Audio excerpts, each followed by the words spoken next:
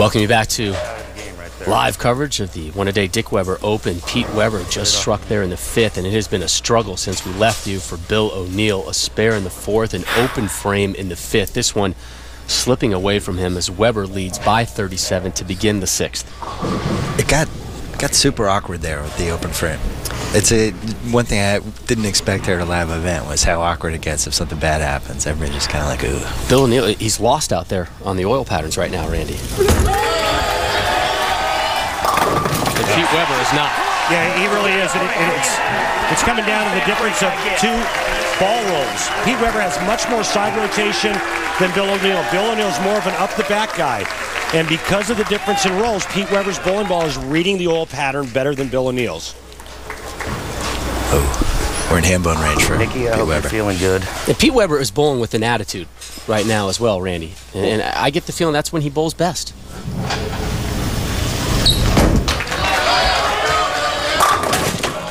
Bill O'Neill's ready to pack it up and go home. Yeah, he's lost. And again, you know, it all boils down to ball reaction. You talk about Pete Weber feeling it, bowling with an attitude. Well, you also have to have a good look to get your ball to the pocket. If you don't have that, I don't care who you are, there's not going to be an attitude. I got to say, bowling and golf, as a casual fan of the two sports you can most identify with. When it goes wrong, you'd be like, oh, I've had that feeling. I've had that look on my face. Without question. And the two sports are very similar.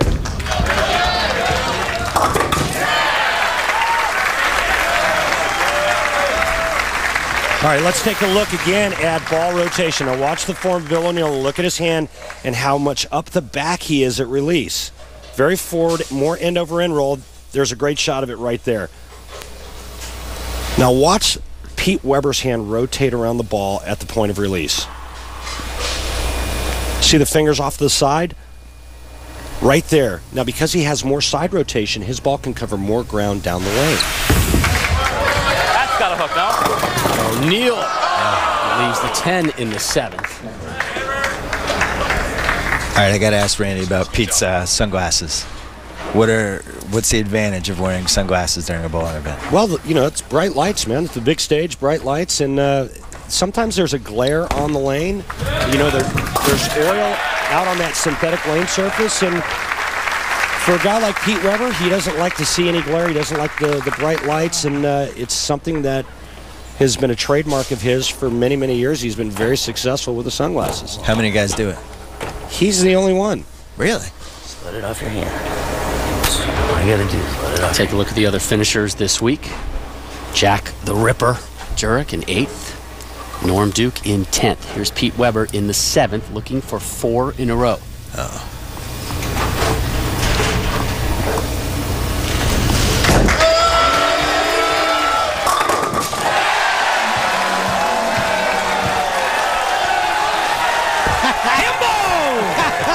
Right back at you, PD Dub. Especially Best for you, hand bone Rob sign of the year, by the way. Good job, Fountain Valley.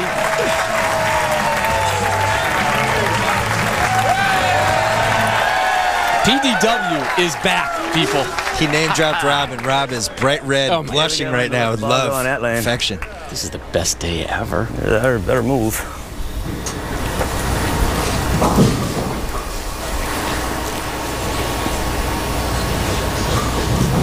Looking for the veal chop. The Pentagon. Nice. Will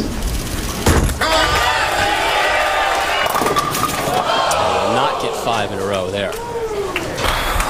And again, you just saw how sensitive the oil pattern is. That was a pretty good shot that was just maybe an inch right of where he can get it, and he pays the price with a 2-8-10. Not a lot of room, not a lot of mistake area on the lane. I mean, this looks good the whole way, and it just hydroplanes. You know, Rob, since the result here seems like it's a foregone conclusion, I'd urge everyone to go on YouTube and look at some of Randy's old hairdos and mustaches from the 80s and 90s. If you have 5 minutes to spare. Which you did last night. There's some good ones. Yes, I thoroughly enjoyed it. Really, Bill? Really? Really? You had to go there? Bill, what was your favorite YouTube clip, by the way? Well, I watched the worst break in PBA history, which you actually collapsed like you were shot. I mean, it's unbelievable. O'Neill with the strike. Why was that such? So 1995, you basically need a strike and 6 pins to win the event. Oh, go ahead. Do the replay first, Randy. Well, in the last couple last couple of shots, Bill O'Neill's made an adjustment. And it may be too little too late because the best he can shoot is 202. Pete Weber's already in the 2 teens. However, given the sensitivity of the oil pattern, anything can still happen. Door open. Just 2 strikes so far for O'Neil. Down 43, can max out at 202. We begin the foundation frame 9. Back-to-back jabs now for O'Neil. Not over yet. And Bill, getting back to your comment on me leaving the solid 8 to lose, which was at that time a major event. I lost by 1 pin.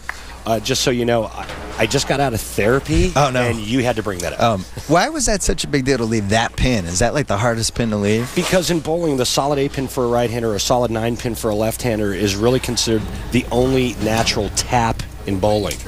All right. I'm sorry I brought that up. Randy just brought her a flask.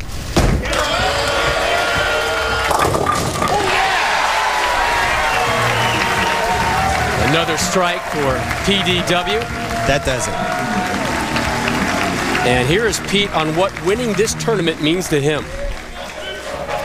It would be such a big honor to actually hand myself the trophy on Sunday. That would be the ultimate thing to do. But you know, I got 3 tough opponents to go through to get there. But you know, winning this tournament would rank up there with the Triple Crown and the 4 U.S. Opens.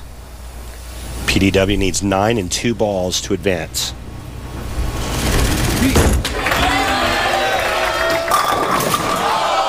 Do not flash the camera in my approach. I'm telling you, don't do it. Oh, no. I like it.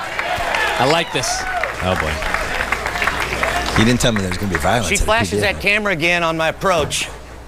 But you said this on the podcast. I hear it. This is what you want in bowling. You want more anger. You want more Don't violence. do it again. I don't want an angry Pete Weber.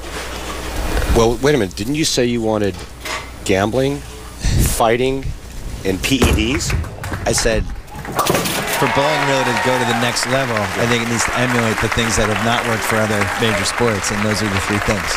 PEDs especially, I think, would be a PED scandal in bowling. I think that would be a big deal. For those of you that don't know what a PED is, that's a performance-enhancing drug. Yes. Is it not? Yes, it is. And just to go back to Pete Weber's outburst over there, there's a photographer there on the side of the lanes who snapped the picture, and this tells you how important this event is to Pete. You know, he realizes 1 bad toss due to 1 errant photograph snap could cost him the title, and this is the title that means the most to him, and a 10 that won't drop.